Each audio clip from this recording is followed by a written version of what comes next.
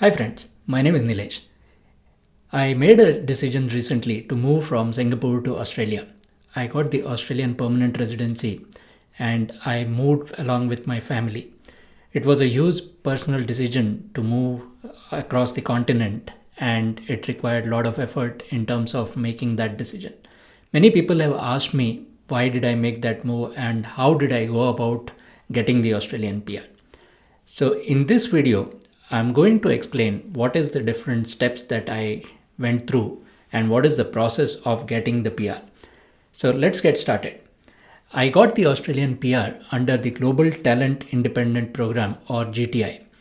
This is also called as Visa for Innovation starting from July 2024.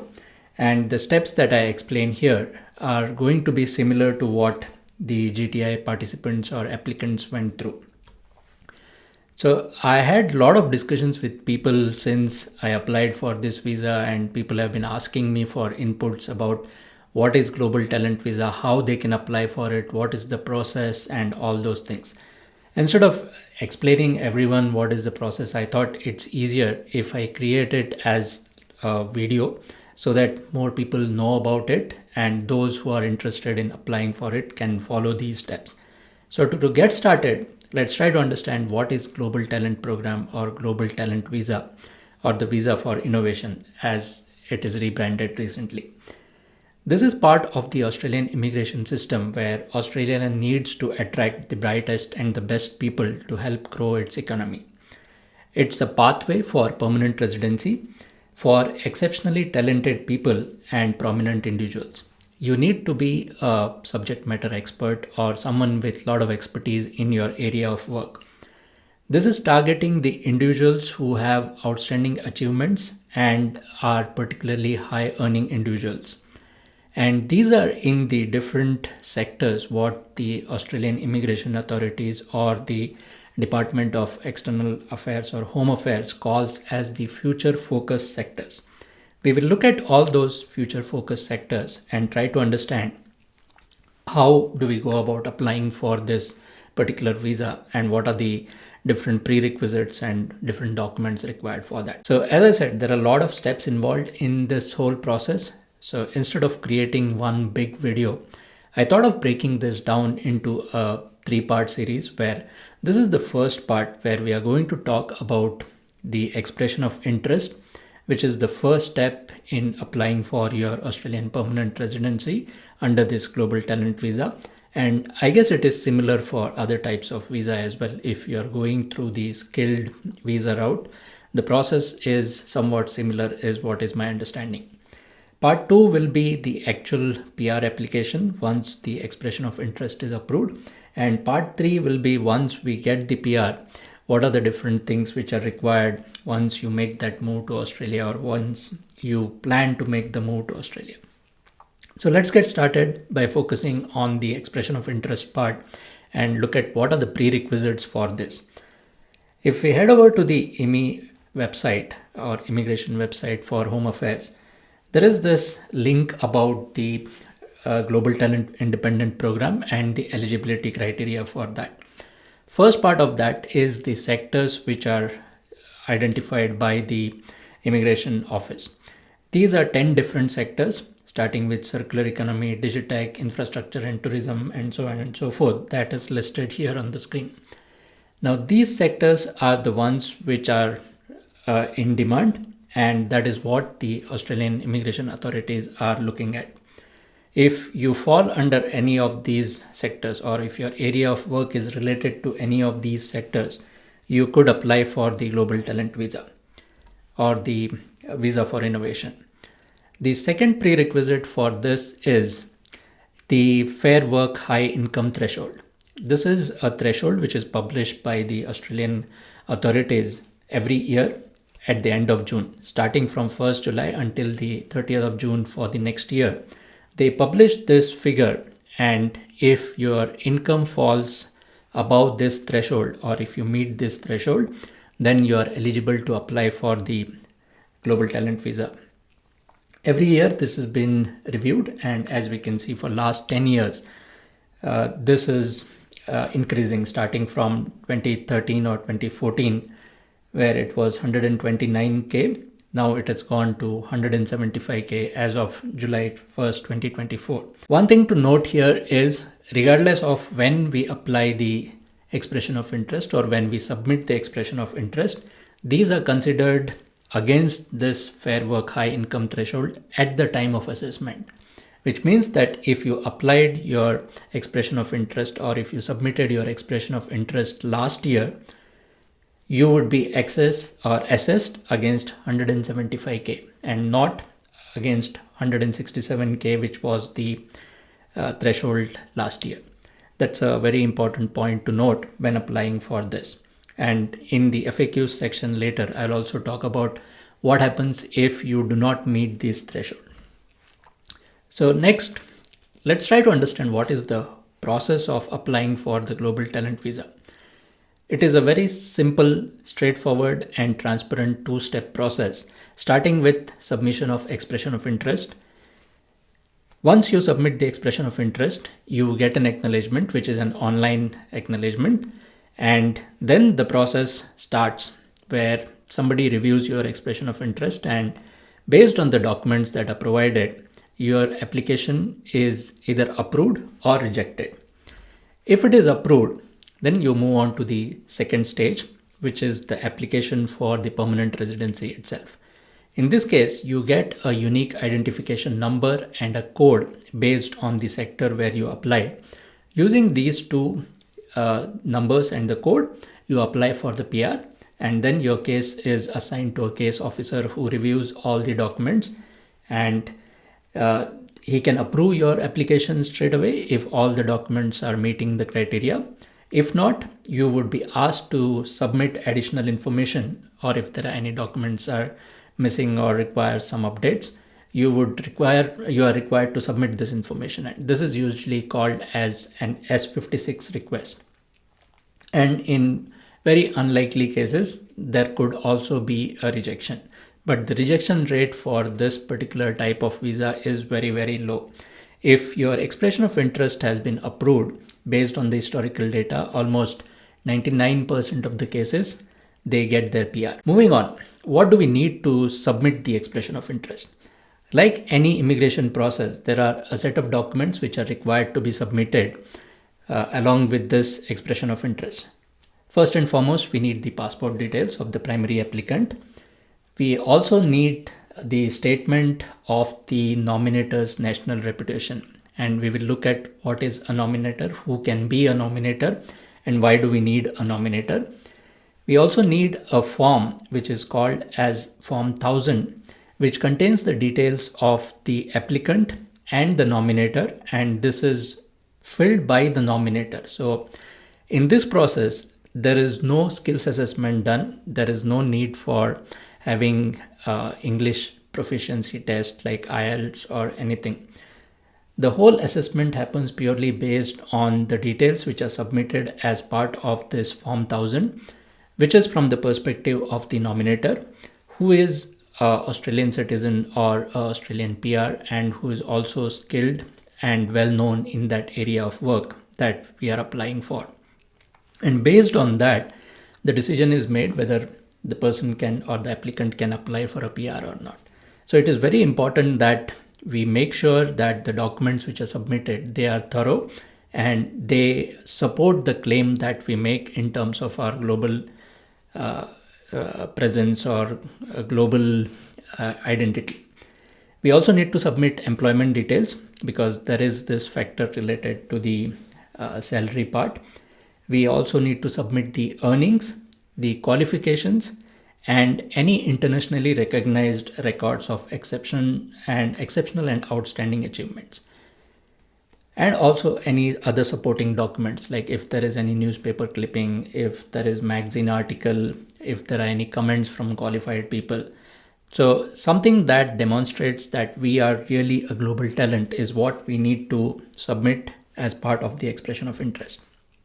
The documents that I submitted myself as part of my application were, apart from the passport and the nominator's details and reputation, which was part of the Form 1000. When it came to the employment status, I submitted the offer letter of my most recent job in Singapore. I was already into this job for more than a year, more than a year and a half. For the earnings part, I submitted latest 3 months of salary slip and also the increment letter, because the amount that was mentioned, or the figure that was mentioned in the offer letter, was different to what I was actually earning, and I had this increment which had happened in between. So I also added the increment letter along with the salary slips. In terms of the qualifications, I submitted my transcripts, my CV.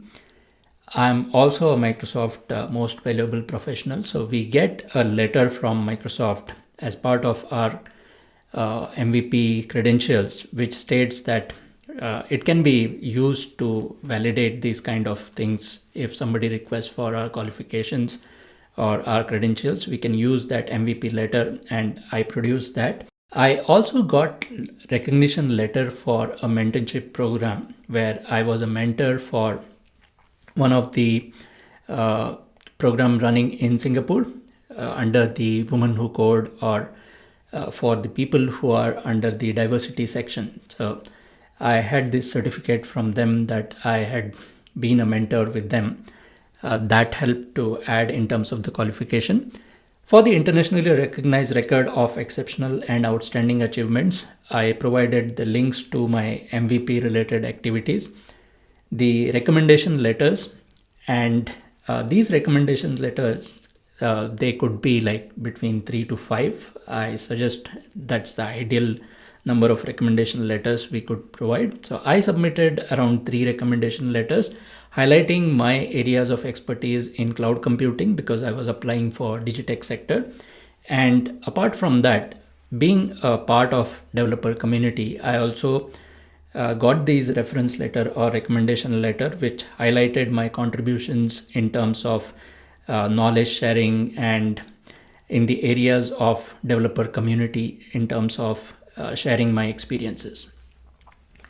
Other supporting documents included my keynote speaking engagements, the public conference talks, the community talks that I do, links to my YouTube videos, which are like most commonly used or most frequently used YouTube videos, and any online profile like the GitHub profile, the LinkedIn profile, Stack Overflow profile, anything that can help to substantiate that I do have a global presence and I do have influence over the developer community. So I submitted all of these documents. Now let's move on to some of the frequently asked questions by people who I've spoken to so far. And these are also the questions I had in my mind when I started looking at this whole global talent visa. First and foremost, how do we know if we are eligible to apply for global talent visa or not? We can head over to this Global Talent Independent Program, or now the Visa for Innovation Programs page on IME. And there is this page which talks about the eligibility. And for each of this sector, let me just head over to that particular page. So if we go on to this page and we look at all the different sectors like resources, agri-food and agitech, energy, they have the details related to each of the sector. And there we have the list of specializations which are considered as part of that particular sector. I come from Digitech background or from information technology, so I will be using this as an example. So within Digitech, we can see that things around data science, artificial intelligence, machine learning, automation and robotics, big data, data management, and whatever has been listed here are the things which are eligible for the global talent. Also, we have a clear documentation or clear guidelines in terms of who would be considered the exceptional candidates. So these would be like people who have the innovator of deep technologies, or who are founders of startups in the Digitech space, who have expertise in human-centric design, design thinking, designing sites, applications, online optimization strategies, and things like that. Strong candidates, again, is someone who don't have these exceptional capabilities, but they demonstrate the required skills in a different way.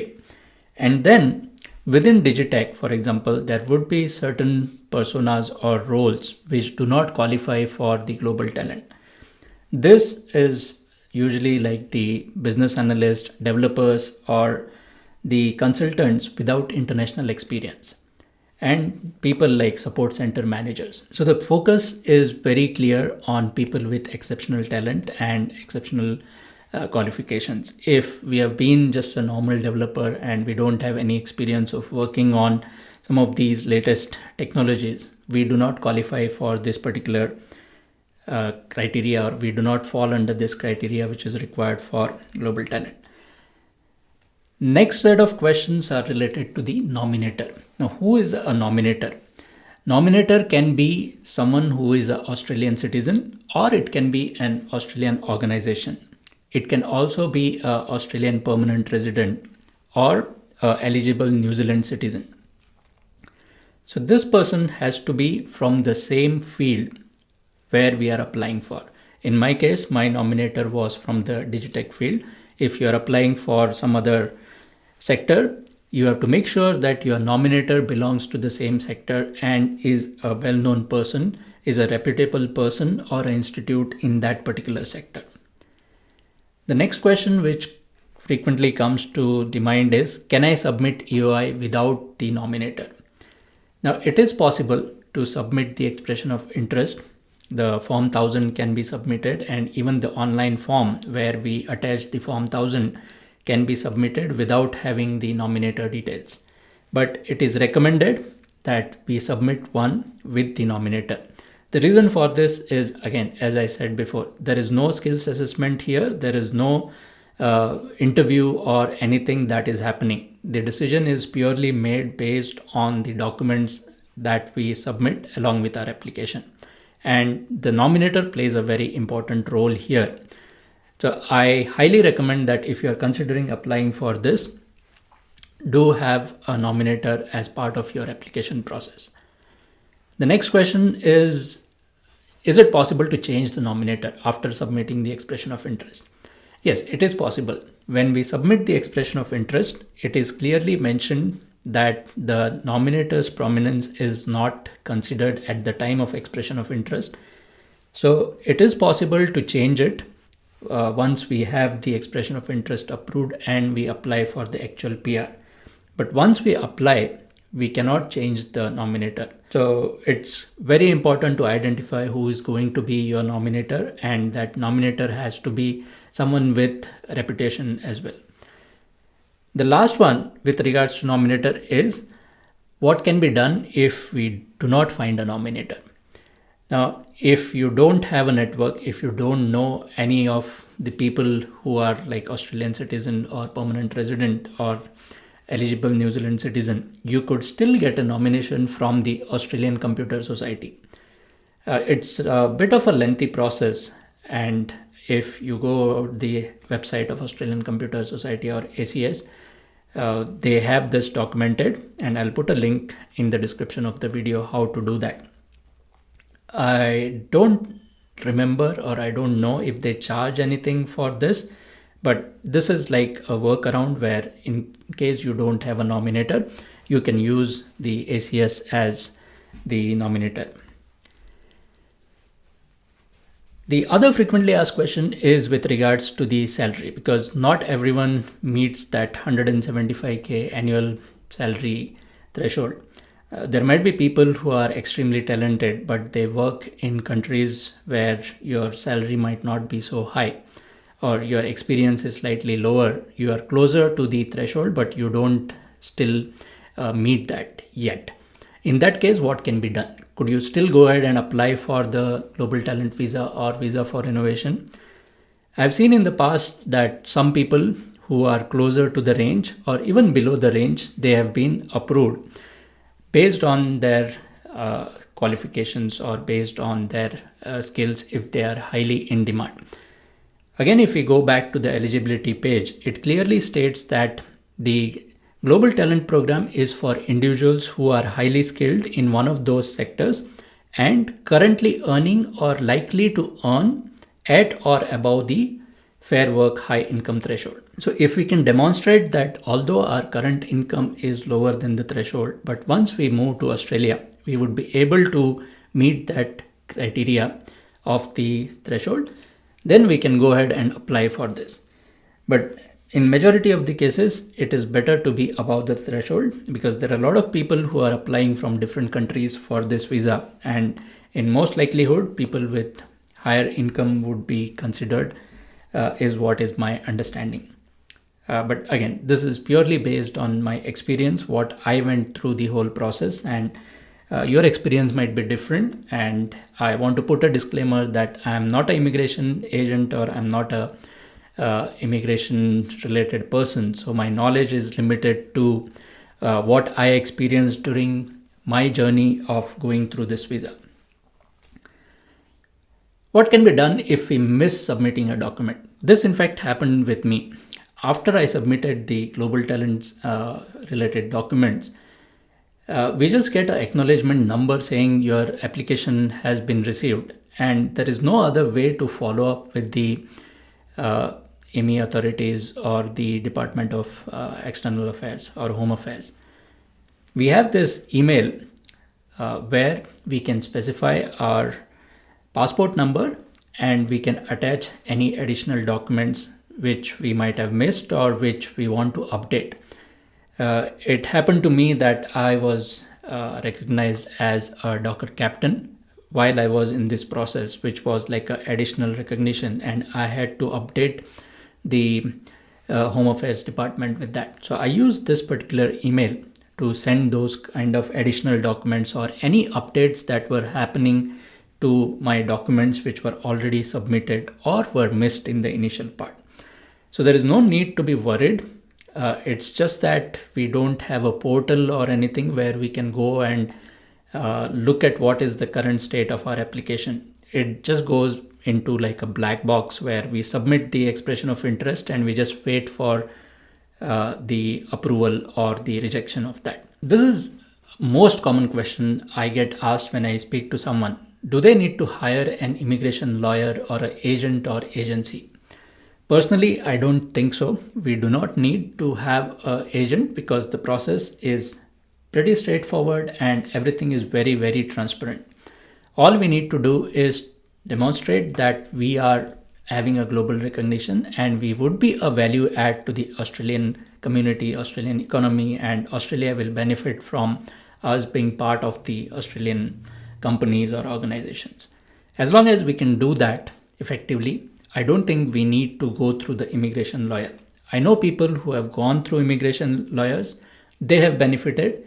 It all depends on your situation. If you can afford it and if you are not confident of going through the whole process yourself, you might want to look at them. But in the end, like any immigration process, the documents which are required are still supposed to be produced by you yourself. The lawyer might be just helpful in giving you some idea of what might be missing.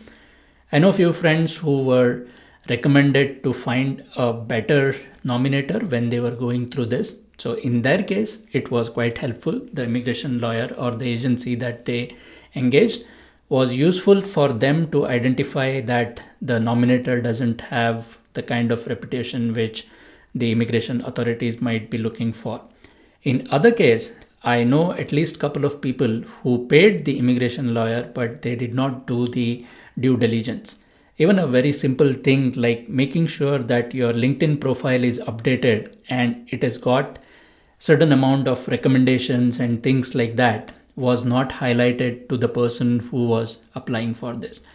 So I've seen both sides of the immigration lawyers where one agency or one lawyer has been very diligent in terms of what is required and they know what they are doing, but they charge very high fees for that.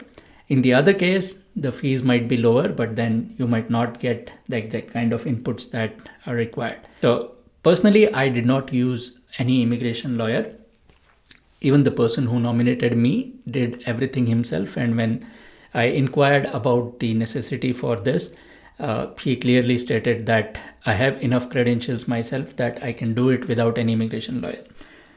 I would suggest you look at your own situation, because every application or every applicant is different, and that's a decision you have to make based on your own situation.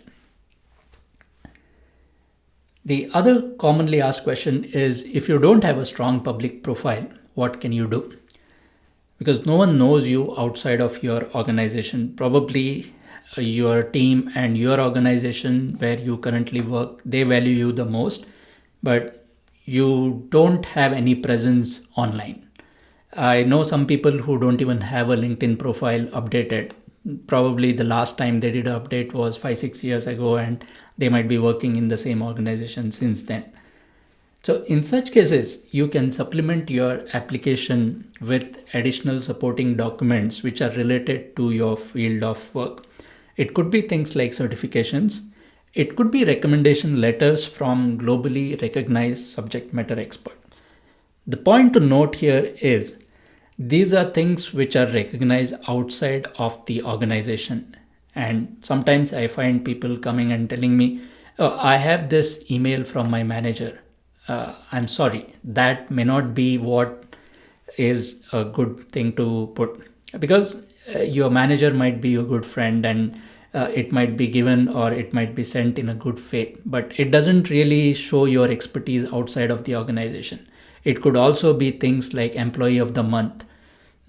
I would say if you are in a smaller organization or medium-sized organization, it could be very easy to get these kind of perks which says you have been awarded employee of the month 3 times or 4 times a year. I don't think that would count much, but if it is something which is recognized globally, I would suggest highly to put those kind of documents as a supporting document.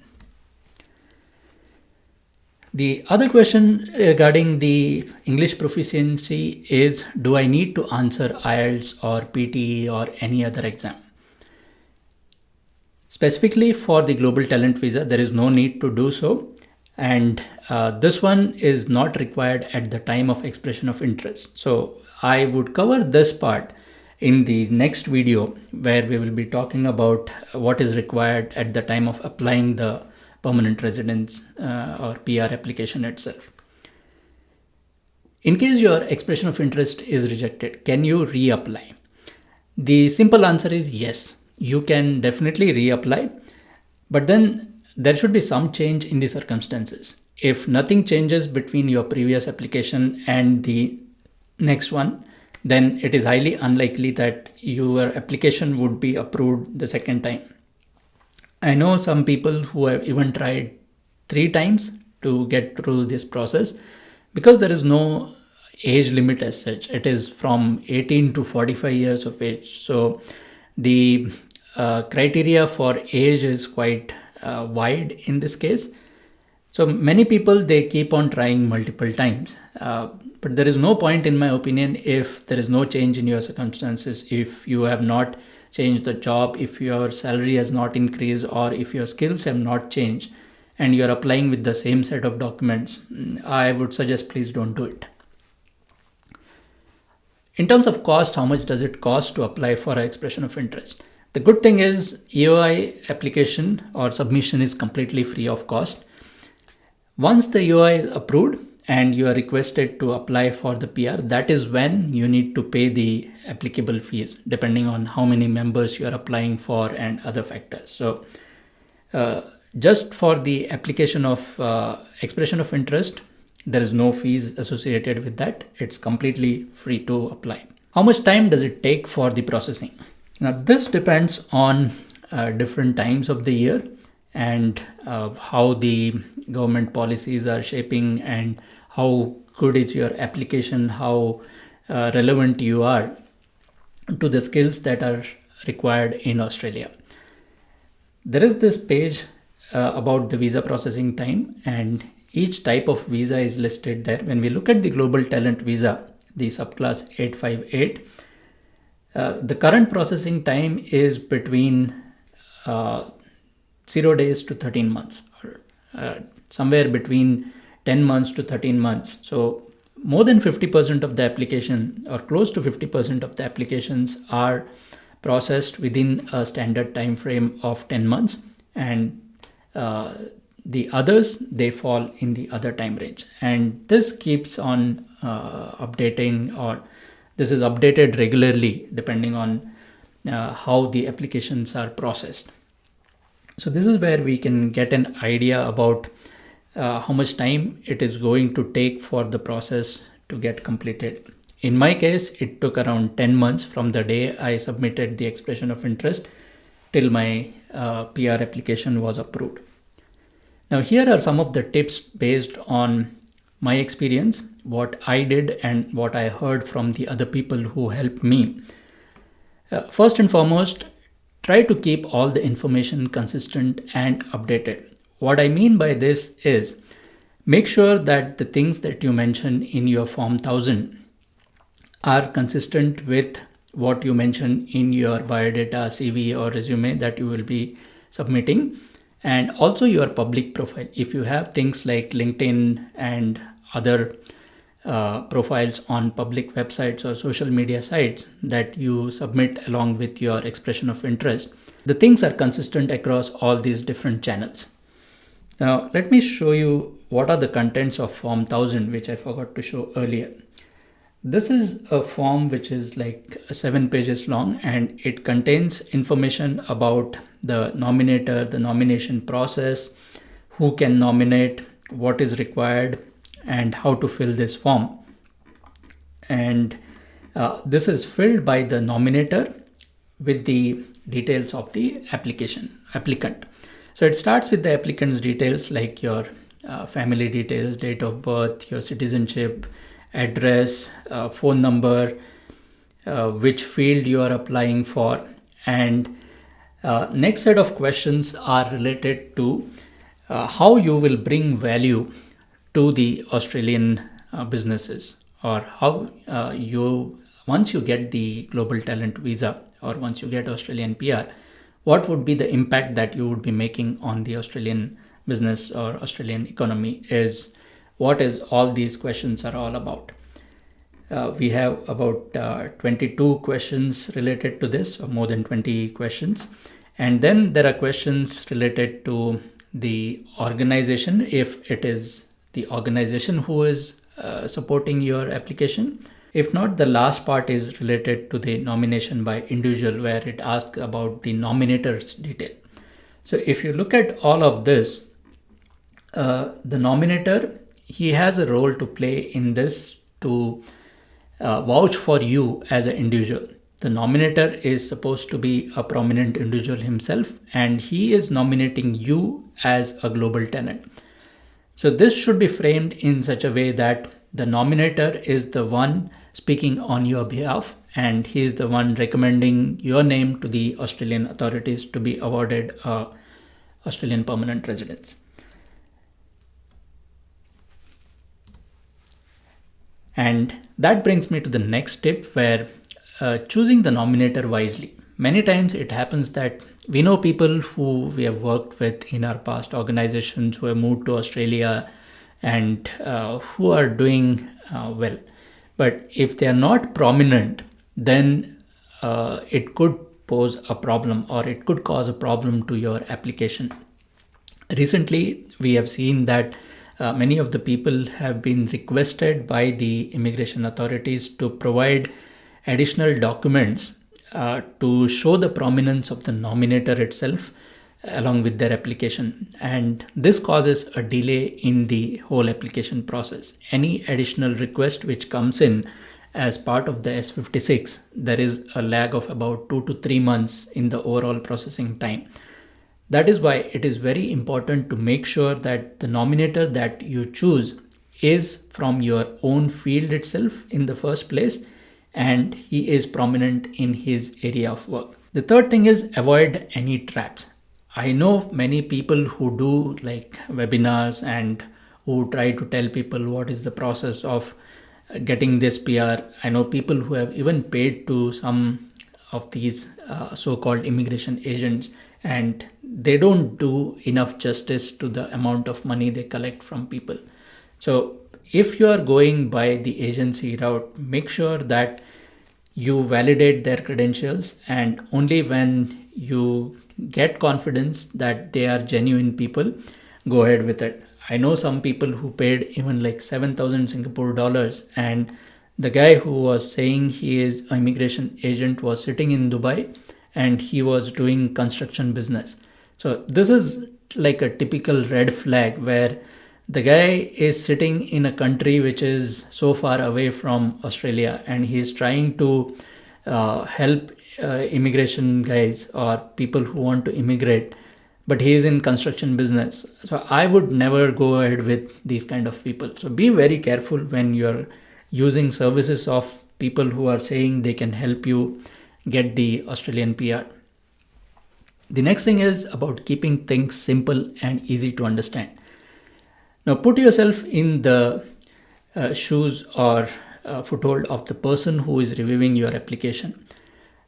It's probably like very handful of people who are looking at all those 10 different sectors and reviewing the application from different types of applicants from different spheres of life. Try not to put too many technical jargons or things which are difficult to understand for layman people. If you can demonstrate your skills and capabilities by means of using very simple English, it would make your application process much more smoother and simple.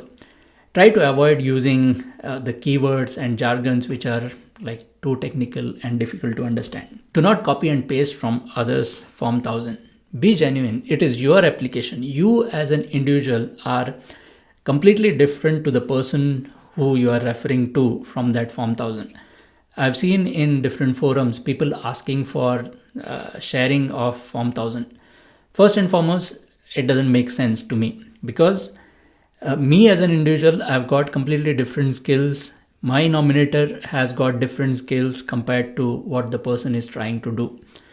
So if you are serious about applying for this, you take a blank Form 1000 and you fill it to the best of your ability. You can ask for help to review that, but don't try to copy things from other people's Form 1000. Personally, I don't feel that's right. And if something goes wrong, do not panic. Always keep the Department of Home Affairs or DOHA updated with any changes.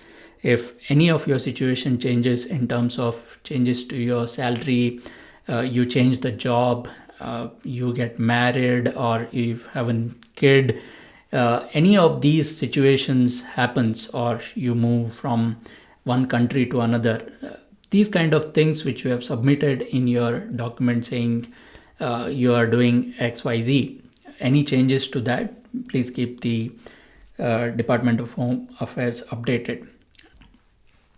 And last but not the least, I found this Facebook group which is dedicated to the Australian Global Talent Visa 858 very, very helpful. There were so many things that I got as inputs from this group. I asked many questions regarding what documents to be submitted, and people are quite helpful in this group. One thing you will realize is when you post a question, people are always willing to help, and you get inputs regarding the current progress, which month is being processed for expression of interest, which month's visa are getting approved, if there was any additional document which was requested. So I found many of the documents which other people were being asked to submit, and I submitted them proactively myself. So in that sense, this group is really, really helpful, and I recommend that you join this Facebook group. I know many people say that I'm not active on Facebook, but if you want to apply for this PR, again, I suggest that you might want to reactivate your Facebook for a while and just look at this group for the sheer amount of help that you get from the people in this group. There are more than 15,000, close to 15,000 people already in this group, and you have to trust me when I say that the inputs are genuine and you get a lot of valuable inputs from people who are already gone through this process or who are going through this process currently. I highly recommend this particular group. So with that, we come to the end of this first part of how to prepare your expression of interest and what documents are required. We also covered some of the tips and my own experiences as part of submitting the expression of interest. In the next two videos, we'll be talking about what documents are required for applying the permanent residence itself once your expression of interest is approved. And then the third part is more for the things which are required once you get your PR and once you want to move to Australia. So I hope you found this useful. In case you like this video, please hit the like button, subscribe to my channel, and do let me know in the comments how was your experience if you went through the GTI process, or if you're going through the process now, and what else you would like to know. Again, I would put that disclaimer that whatever I've shared here is based on my experience and your experience could be different. It is totally up to our own expectations and what experience we had during the whole process. And I'm happy to hear other people's comments on this. Thanks for watching this. Until next time, code with passion and strive for excellence.